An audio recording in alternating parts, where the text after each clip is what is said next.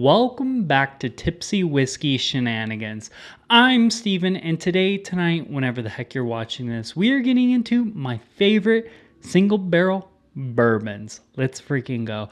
But as always, before we get into that, please do me that favor, like, comment, and subscribe. That helps us out a ton, and we seriously appreciate the support.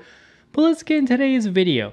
So I'm talking about single barrel bourbons. Literally, all it has to be is a single barrel bourbon. Usually picks coming from a company are a little bit more consistent than single barrel picks because it's one person or somebody inside that organization or a group inside of that organization who picks those single barrels compared to, a different organization or a different group of people outside of that organization that are selecting those barrels from that organization's stock. You're probably going to get different profiles because honestly, every barrel is very, very different. So that's why some of these might be a little bit more consistent than others. Because again, some of these are going to be picks and some of these are not. So let's get right into it, front loading with one that's kind of more of a general concept than a specific bottle. Although these specific bottles are monsters. MGP Cash Strength Picks. I love MGP bourbon. MGP bourbon is great. So many people source from MGP, and there's a lot of MGP single barrel picks out there. Do your research to find out what labels are sourcing MGP. Quick side note, if it says distilled in Indiana on the back like this bottle does, it's likely MGP. So take that as you will. But these are fantastic. I'm a huge fan of a lot of MGP that I'm finding around that like 5 to 6 year old range.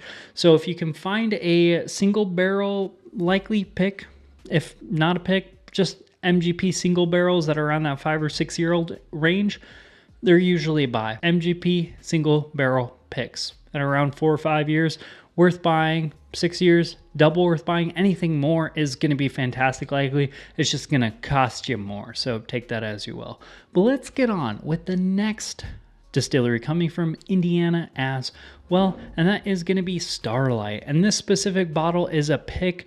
They do a lot of picks, and these are all really, really good. And they do a lot of wine finish picks, which is something I really, really love. They're a little bit more crafty, a little bit more kind of in that like earthy, nuttier side than you're going to find with an MGP single barrel, even though they're both from Indiana. They're actually distilling their own stuff, though. I should also preface that.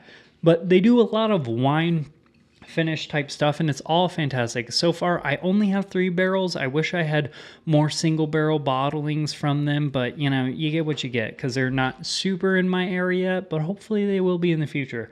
But I really like a lot of these. They're around that 4.5, 5 year old range and around that 110 proof range, and they're usually at like a very reasonable price, which I absolutely love. That $60, $70 range is fantastic. But moving away from Indiana, let's get into Kentucky. Let's get to the home, the original place where bourbon was made. Starting off with kind of one of the most traditional single barrel bourbons. Knob Creek 9-year-olds. And some of these single barrel picks, you're going to see different age statements. I have one that's a 14-year-old age statement. I've seen some that are like 8, 9, 10, 11, 12, 13s. I've heard of even higher than that one. That being said, these are fantastic. Nice oak, really good age statement. And I really like that oak mixed with that nutty profile because I really think that ultra aged, that kind of like oakiness that you get off of aged products goes really, really well with a nuttier flavor profile, which is Knob Creek.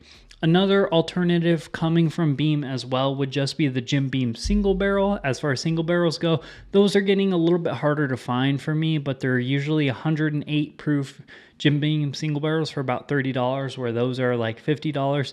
These are definitely much, much better, but poor man's version of a Knob Creek 9-year-old single barrel. If you can't find it, but you can't find that other one. And then let's move on to another Kentucky distillery.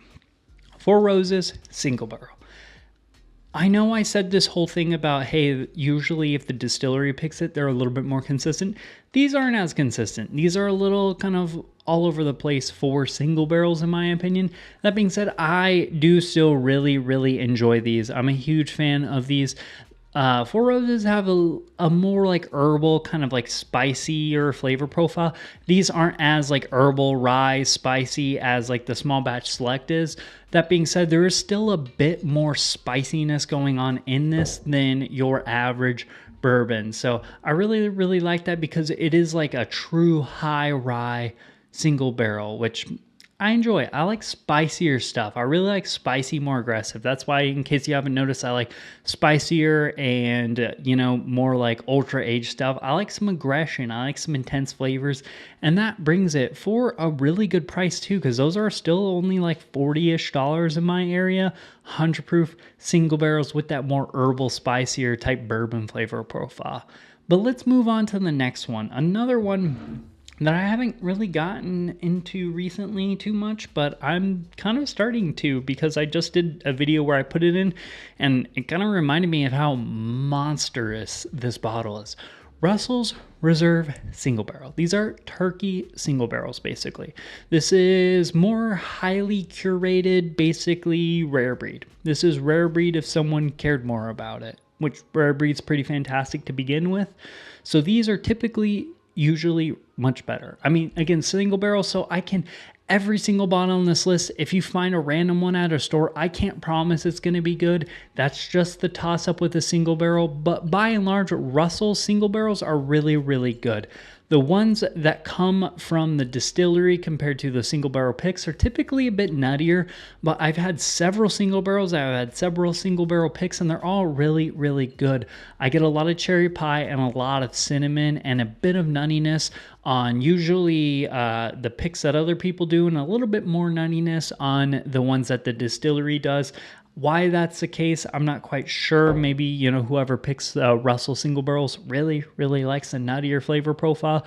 That being said, I haven't had any problems with any of them. They're getting to like that $80 range now, which is a bit pricey, but I still think they're really, really well worth it because it's, again, highly curated, really good Wild Turkey. And Wild Turkey is one of the best bourbon distilleries out there, at least Kentucky bourbon distilleries. And after that one, wanted to go to John J. Bowman Single Barrel. Now this one's probably the hardest to find, but I would say probably the most consistent. So this is triple distilled whiskey, at least in theory, from what I remember. Again, correct me in the comments down below if I'm way out of line here, but I think this is Buffalo Trace juice. So Buffalo Trace distills it twice, and then Bowman gets it and they re-distill it, and then they age it in Virginia. And honestly, this is like a cleaner, more intense version of Blanton's. This is like Blanton's if Blanton's was what you want it to be.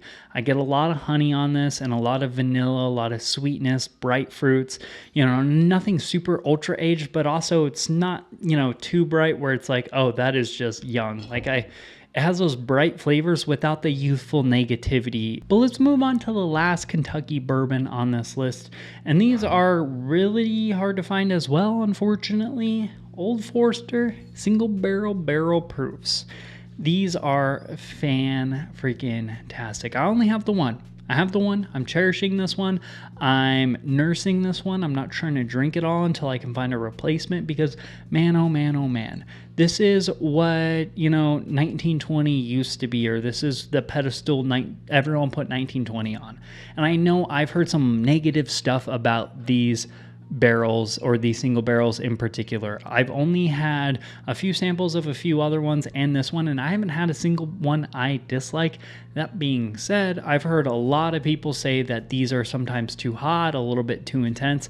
For me, they're just right. I freaking love these. These are that Brown-Forman, that like banana sundae with a nice nutty chocolate strawberry drizzle, cranked up to an insane proof, like 131.9. So very, very high proof, definitely hotter. You have to acknowledge it's going to be a little bit hotter, but I really, really enjoy these, and these are some of my favorite single barrels.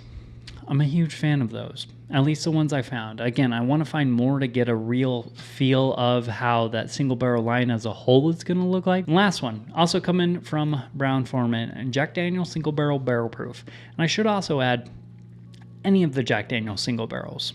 Like, I know we're not talking about rye, but even the rye is good. I haven't had any of the rye barrel proofs yet, but I can't imagine those are going to be wrong. I can't imagine. These are fantastic. This is Old Number 7 as it should be.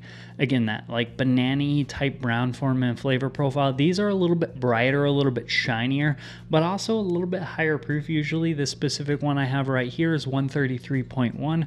I've had them all the way from like 127 to like almost 140s though. So there is a big proof variance from single barrel to single barrel. And these are still like $70, which is an absolute steal if you can find them. I know they're getting super hard for some people to find.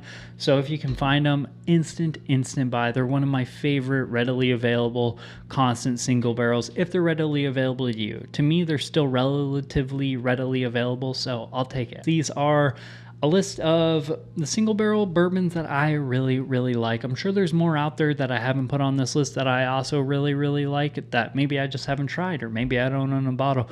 But these are the ones that I own that I really enjoy.